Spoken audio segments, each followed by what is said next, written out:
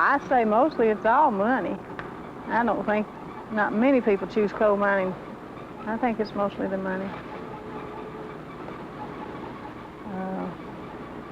Some men might get it in their blood, but I'd say the money's the first thing that entices them.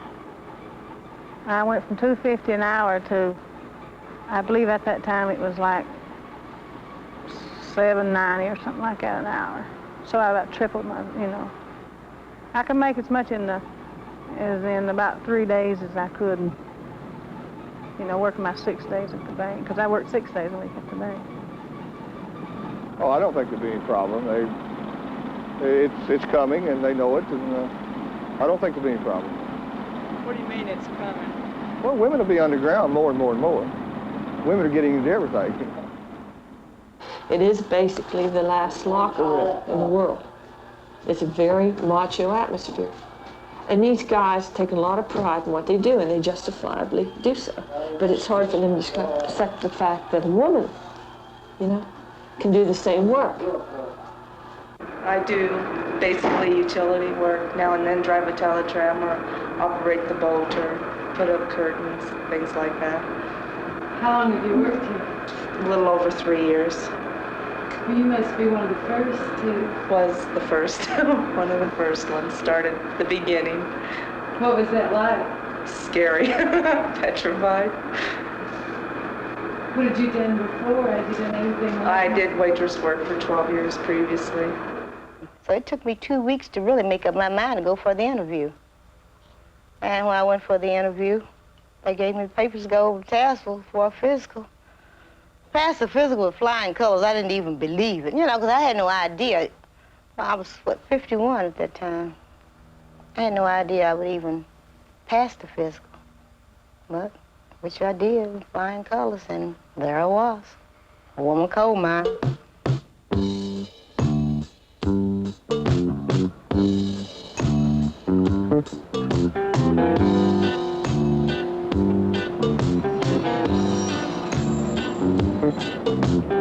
Working in a coal mine, going down, down, down. Working in a coal mine, whoop, about to slip down. Working in a coal mine, going down, down, down. Working in a coal mine, whoop, about to slip down. 5 o'clock in the morning, already up and gone. Lord, I'm so tired. How long can this go on? Working in a coal mine, going down, down, down. Working in a coal mine, whoop, about to slip down. Working in a coal mine, going down, down, down. Working in a coal mine, whoop, about to slip down. You know I make a little money, hardly toast by the time Saturday rolls around. Too tired for having fun, tired for having any working in a coal mine, going down, down, down. Working in a coal mine, whoop, about to slip down. Working in a coal mine, going down, down, down. Working in a coal mine, whoop, about to slip down.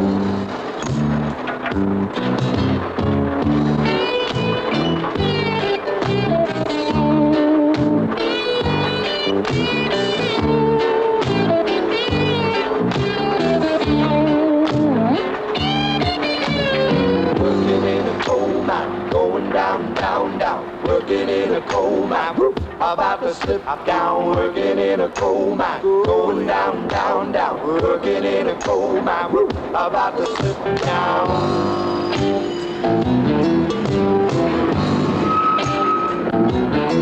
I've been working in a coal mine, Lord, it's so dark down here. I've been working in a coal mine.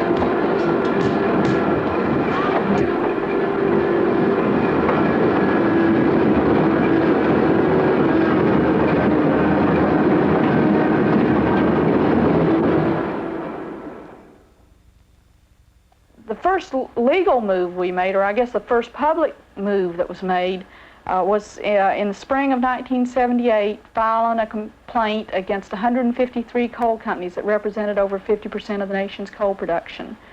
Federal contractors can't discriminate in their hiring practices on the basis of race, sex, religion, or national origin. One of the first things we learned was that practically all these coal companies, especially in this area, have contracts with federal agencies such as the Tennessee Valley Authority, which is sitting right here in our own back door.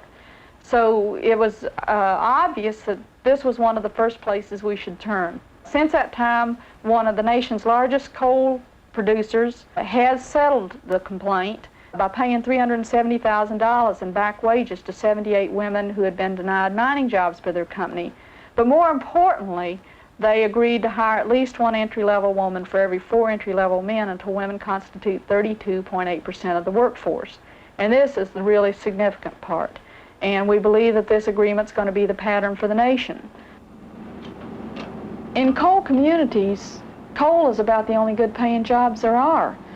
In some areas, like in eastern Tennessee and southwestern Virginia, you have some sewing factories, plastics factories, but these jobs are heavy work, physical work, and dangerous too, and they pay minimum wage. In eastern Kentucky and southwest Virginia, it's mainly waitressing. Possibly some secretarial jobs, if your politics are right and you've got the education, maybe teaching jobs. Maybe some babysitting jobs, but those are very few. And they all pay very low. So it's a big thing when a woman can really, honest to goodness, make a decent living. So a lot of women see this as a big improvement.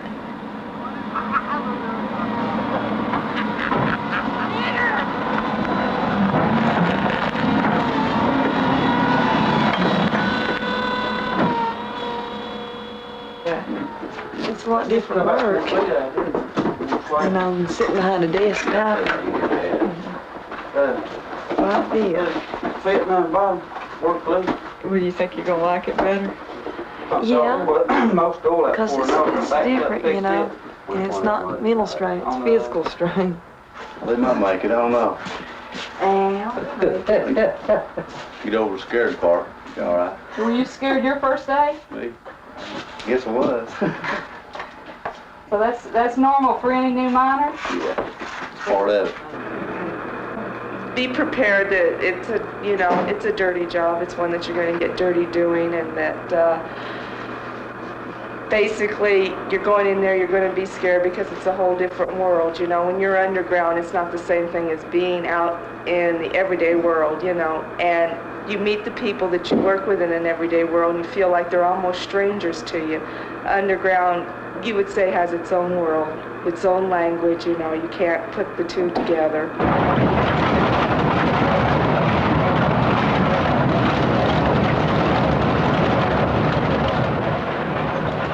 And as far as that first day in the coal mines, well, it seemed to me like it was something like out of prehistoric days. I was much more interested in looking around and, well, it seemed like I was in another world. It didn't even seem real. I was thinking every morning I was going to see a big dinosaur or something come up over one of those big rock falls or something. It was just strange until I got accustomed to it.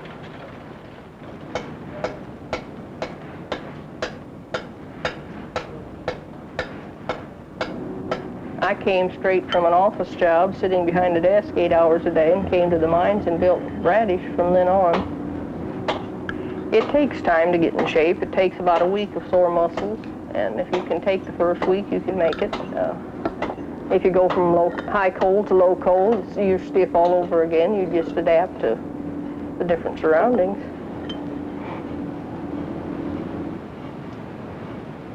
By building the radish, you direct your air to the face, to the working face, and also it helps for control of fire in the event there was a fire. That's why they're built with blocks. The law decides where the radish go.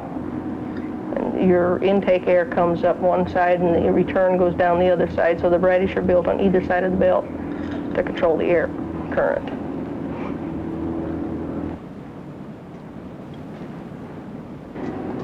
The blocks weigh 75 pounds apiece. These do. The other blocks weigh, I'd say, about 30 pounds, your regular standard blocks. It takes a little muscle power, but if you're in good shape, you can do it. Well, it's broadened my view on a way of life. I mean, there's more things you can do, and I found out that you can do it if you just set your head to it. As far as my way of life, it's changed very little, except that I have a better paycheck.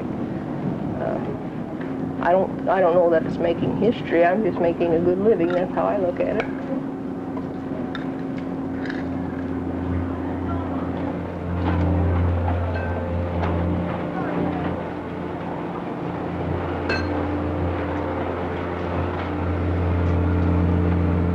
The training is a real problem, both from the company aspect and, I have to say, a lot of the men. The way you basically learn is when someone isn't there, you fill in for them. You float in. And they have a real tendency to send a man to do all these things. They give a woman, as I said, the drudge work, and the men will get sent down to run the scoop or whatever. But then, like when I was on the drone crew, and something would occur where a buggy had to be moved or something like that, that you might gain a little knowledge of that piece of equipment, then the foreman would say, hey, one of you guys go jump in on that. And if I moved to do it, there was so much resentment from the men because somehow, you know, they felt that was their right, that was their chance to learn, and why waste it on a woman?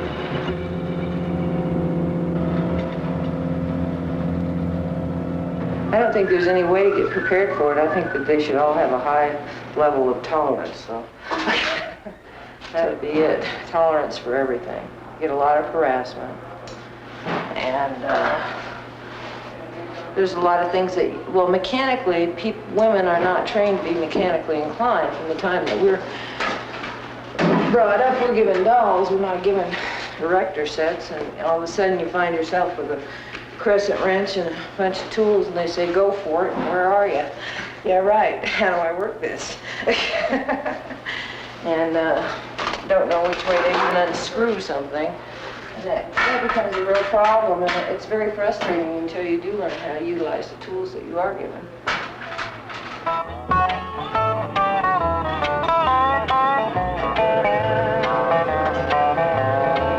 I got the woman coal miner blues. Just like you got the right to choose. Job with decent pay, a better chance to make my way. And if you can't stand by me, don't stand in my way. Well, I'm entitled to work a job that is free from intimidations that are forced on me, from men who are out of line, a little out of step with time. And if you can't stand by me, don't stand in my way.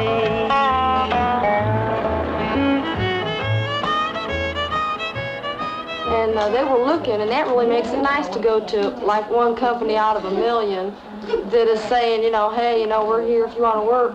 You know, we're looking for women. Well, that's like we were looking. talking tonight. Eastover has 1,155 employees underground, and 55 of us are women, and they're just using their head. They're keeping the pressure off of them. 55 little women, what is it? 1,100 men. Oh. But how many of those men will back, really don't object, that will back women? We get more hassle from men's wives than we do the men. They're on our backs all the time about something, and we don't do nothing. They don't know that they have a big pass and a waitress on Sunday dinner. Yeah, you better run right, exactly. And when you work in a restaurant or any public place, you're going to be harassed by men. Yeah, that's right. They think you're there to pinch, hug, and squeeze. Like a fruit in a vegetable stand. That's what I told the guy I work with. I said, don't go around pinching me all the time. I'm not a vegetable. And, you know, I think he got the idea that I was getting mad and was going to go to the outside foreman. And you know, he tries to come back at me like, come on, Susie, I'm just joking with you. Can't you take a joke? Yeah. But he wasn't joking. And the best effective way is to let him know right away, look, don't be playing around.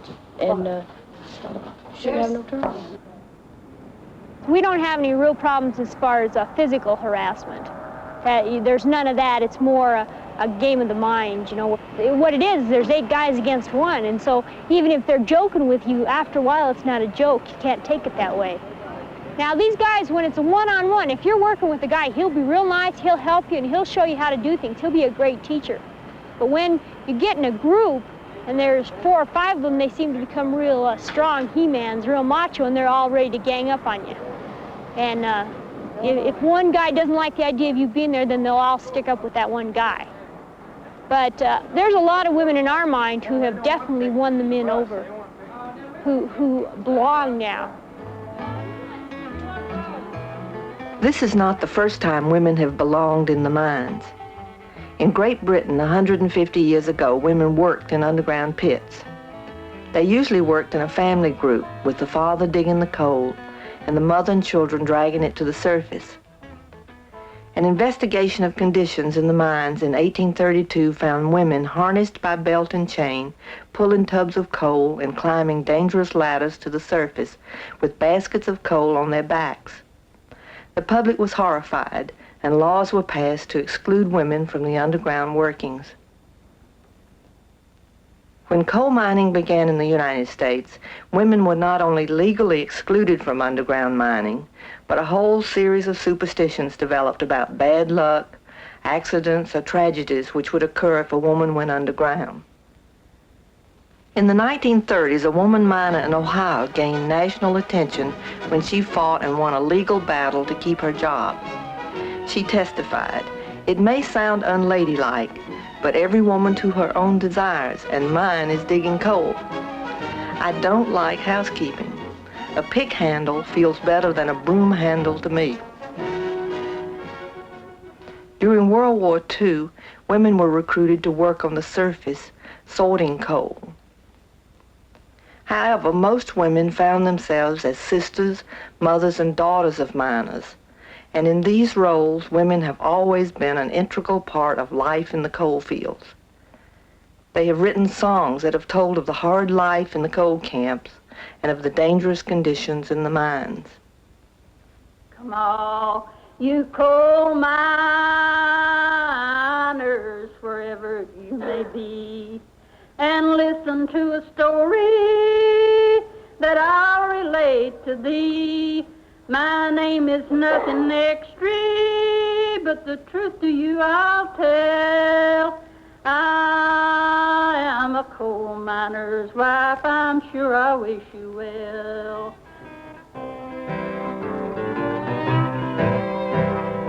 Once I had a daddy, and he worked down in a hole. Once I had a daddy, and he worked down in a hole. Digging and a hauling that Birmingham coal. Many times I wondered when they took my daddy down. Many times I wondered when they took my daddy down. Will he come back to me? Will they leave him in the ground?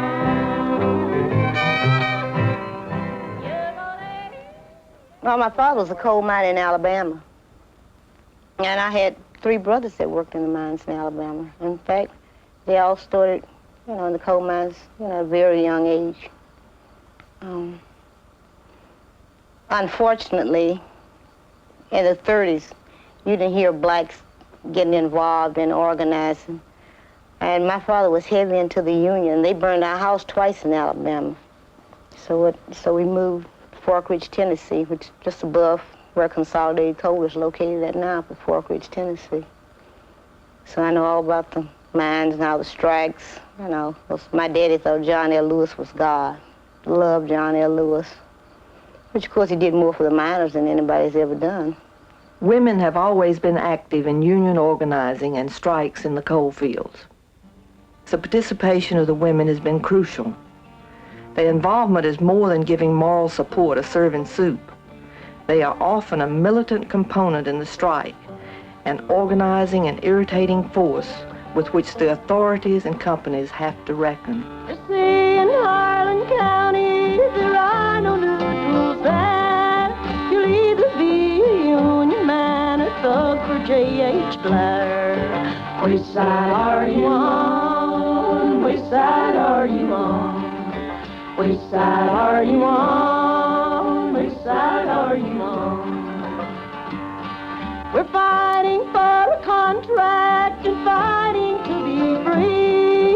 The picket line is a long line, there's room for you and me. Which side are you on? Which side are you on? Which side are you on? Which side are you on? Through the union's efforts, health and safety conditions have greatly improved. Mining does not have to be such a dangerous way of making a living. But today it remains one of the most dangerous occupations in this country. Explosions, rockfalls, floodings, and cave-ins. And mining families continue to live with death and disasters. Did you see him go in? It was early this morning. He passed by these houses on his way to the coal. He was tall, he was slender, and his dark eyes so tender.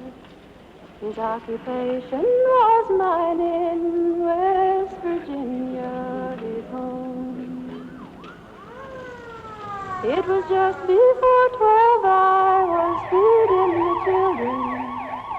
Then Mosley came running to bring us the news. Number 8 is all flooded, many men are in danger. And we don't know their number, but we fear they're all doomed. So I picked up the baby and I left all the others to comfort each other and pray for our own.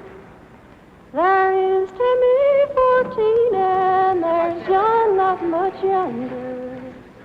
Their own time soon will be coming to go down the black hole. Oh, if I had the money to do more than just feed them, I'd give them good learning, the best could be found. So when they grow up, they'd be checkers and waiters, and not spend their time drilling in the dark underground. Now what can I say to his poor little children? Or what can I tell his old mother at home? Or what can I say to my heart that's clear broken? To my heart that's clear broken if my darling is gone.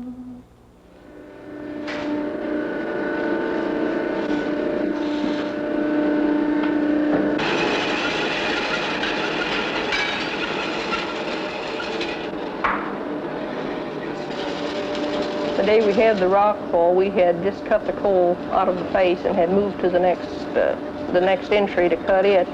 And my boss let out one big yell, and it just sounded like a big thunderstorm starting, and there it was, just kerbang, and it all came down in one fall, tons upon tons of it at one time, and there it was, just that fast, and it happened so fast there'd have been no way to get out of it if it did, when it did fall. But we were fortunate no one was there when it fell.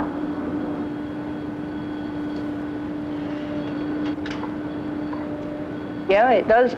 Well, in essence, yes, it does make it a little scary because you know you're under bad top, but you depend on your roof control people to watch the top, and you learn to watch the top yourself and read the top as to what it's doing. And when I say that, if there's just certain signs you see in the top, and you have to know the top to be able to describe it. I worked under it the whole time we cleaned it up. And when we put the steel beams and so forth up, we were all under it together. And really, you don't think about it at the time. No, I'll never forget it. I don't suppose I would always recognize it if I heard it again. That's the first time I ever heard a major roof fall. And I don't hope to have to hear another one. I mean, like, you know, we had those Welsh miners over here. Those guys looked at the equipment and they said, man, we wouldn't run that. We'd retrofit that before we'd ever run it underground, you know? Well, why is that? Why do we have such an unsafe home? I think it's because accountability. You know, like in this country, people are litigation responsive. Coal companies are litigation responsive. I mean, I personally have had experience with that. You know, like that piece of equipment I was operating has not been redesigned since the 1950s, the shuttle car. What's that all about? What are you talking about? Okay, the shuttle car is a piece of equipment that carries coal from the face area where it's actively mined to the belt. It weighs 18 tons unloaded. It can weigh 27 tons loaded, right, counting the coal tonnage it carries. And you have 3 inches of maneuverability when you cut around a curve. In other words, if you don't cut that curve within 3 inches, you're going to slam into the opposite rib, meaning, you know, the opposite coal seam. The other thing is you have lighting up front that's like 50 feet ahead of you. You got 50 feet before you can see any light. So you have to use your cap light. So what happened was I had to lean outside of the cab to lean, you know, to get any light. I had to sight down the side of the rib with my cap light to know where I was going. Or else I had to relay on something that was 50 feet outside. And when I did that, why, you know, I exposed myself, you know, and it's not only been me, it's been a hell of a lot of people. And all I remember is, I just remember my arm, it was like grabbed, and it was just like, I knew it was being ground up, but I didn't really think about it that much because I just kept thinking, hey, you know, like, maybe I'm going to die. And I kept thinking, I'm not even curious about dying. This is just happening to me, you know? And it got up that far, and the power cut off, and what had happened was I had run into another cable and I'd cut my own power. It would have decapitated me, you know. And then, well, they had me in the hospital for a long time. But like 6 months later, another guy, same thing happened to him. And it's happened to so many people.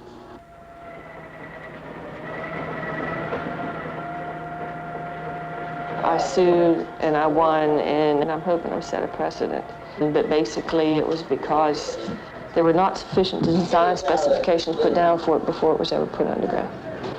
Their main consideration is how much coal are they going to get. Then they put someplace where they can put an operator, whether it's safe or unsafe. It's just convenient for them in consideration of the amount of coal they're going to haul. And I believe that is true of about every piece of equipment underground. Death and disability from accidents are not the only hazards miners face. Long-term exposure to coal dust causes a chronic and incurable disease, pneumoconiosis, black lung. Since 1970, close to 500,000 miners or their widows have been awarded black lung compensation. And today, miners, including the new women miners, are having to fight to keep these benefits. I'm from District 5, Local 1248, and I seen my neighbor die of black lung. He lived on a respirator on oxygen. And if you want to see a sight, you ought to see that sight. We produced the coal for the country, so why doesn't Reagan want to pay us the black lungs benefit?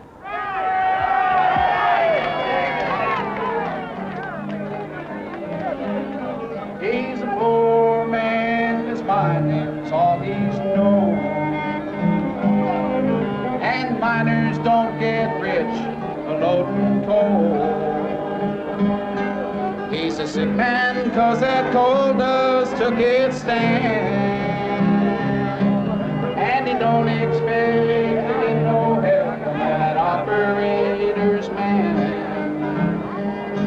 So it's goodbye, old timer, I guess our time is gone. Those water holes, that dirty coal dust eating out your lawn. We'll leave this world just as poor as the day we saw the sun.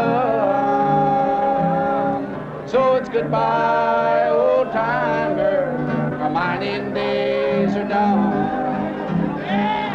And now we're old and broken men, they don't need us around. Though we gave our lives to make them rich, they won't give us a dime. I hate to see women in the mines because of the physical aspect. It really has a wear and tear on a woman's body. And I hate to see that.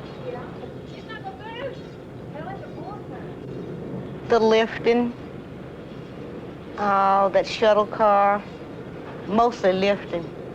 You know, the rock dust, those big rollers, the timbers. And you know, you see men bent over from years in the mines. Can't you see women going through that same thing? I really hate to see them have to go through that. Black lung, coughing. Boy, that's the wrong way. I believe that pregnancy is going to require a certain double standard in the workforce. I'm as opposed to a double standard as anybody. But the thing that makes women women, obviously, is we can bear children, men can't. And there's definitely going to have to be a policy for light duty or something while pregnant. This is something the union's going to have to take up very strongly. And they don't know what effect the coal dust has on the children. Myself, after 3 months of heavy labor, like I said, my doctor told me if I wanted to have a kid, I had to leave. And all right, they're telling us that studies on this stuff are going to take 10 years. You know, how many deformed kids are you going to have in 10 years? You know? And I look at my own boy, and, you know, we go to conferences with these other women miners, and they bring in their kids, and you think, God, you know. And NIOSH is attempting to work on it. Really, they are sincerely attempting to work on it, but you're still talking about 10-year intervals. Mr. Chairman, Rosanna Lane, District 4, Local 6290. As per Article 8, I'd like to bring a resolution out. You're getting a whole new breed of miner in right now. You're getting a younger miner. I think the average age is now under 30. You're getting, the women are affecting the workforce. You know, they're diversifying it. You're getting your Vietnam veterans, a lot of college graduates. I believe the majority of women miners are in the union because union mines feel the pressure a little more to hire. And most women also seek work in union mines because they're very aware that their rights are going to be protected in a union mine. And a lot of women who have had problems and firings and et cetera say that they're fairly sure that if they worked at a union mine that these could have been eliminated. Women are going to be a big force for organizing because they see the union as necessary for their rights. Please be seated. Well, now, the problem that me and Brenda's run into is that a lot of our women don't want to organize. I mean, women in our own mines. And it's a little bit hard to organize a whole county, you know, if you can't organize your own mines. But mention organize. But if we can get together, we can bring those women to us. You know, we can bring them to us once we get started. Have you told them that all you want to do is just let them know their rights and see that everybody's treated fairly and give support where it's needed? We've told them a number of times, but they're just like we was in the beginning. They're just plain outright scared that they'll lose their job. I mean, there's a lot of women working in Harlan County, but I tell you, we've been trying to organize Harlan County for, I don't know. You really need to publicize. It's time now. I mean, it is definitely time. There's some serious women. That's the good thing. I've talked to a lot of women that are serious. Well, we had the babies, kept the home fires burning bright. Walked the picket lines in the thickest of the fight. Yes, we helped you open doors, and we can help you open more. And if you can't stand by me, don't stand in my way.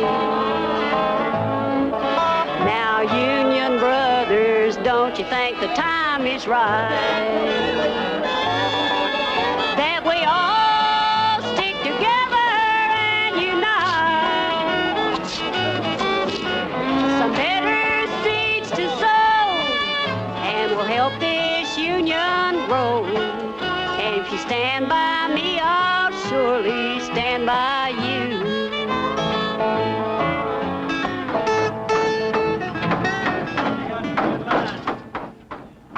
One thing that we haven't been able to document yet, but we've got enough feeling about it that we're convinced, and that is when women start working in the mines, in a particular mine, safety conditions tend to improve. And we're not sure what the reasons are. One thing is cultural upbringing or whatever. The women have, for the most part, been responsible for the upbringing of either their own children or other people's children or brothers or sisters, and they tend to naturally watch out for safety conditions of others. When the women speak out, there's a pattern that's developed. When the women speak out, the men will back her up. And the men appreciate her speaking out about safety conditions. But I think that we're going to find, as more women start working in the mines, safety conditions will improve. The women will see to that. You know, like when I went underground the first day, I had never seen a mine before. I'd never seen anything. You know, and the whole darkness and the safety conditions and everything were new to me. Whereas to a man, he's had some conditioning to this. So when he goes underground, you know, he's kind of conditioned to expect these things.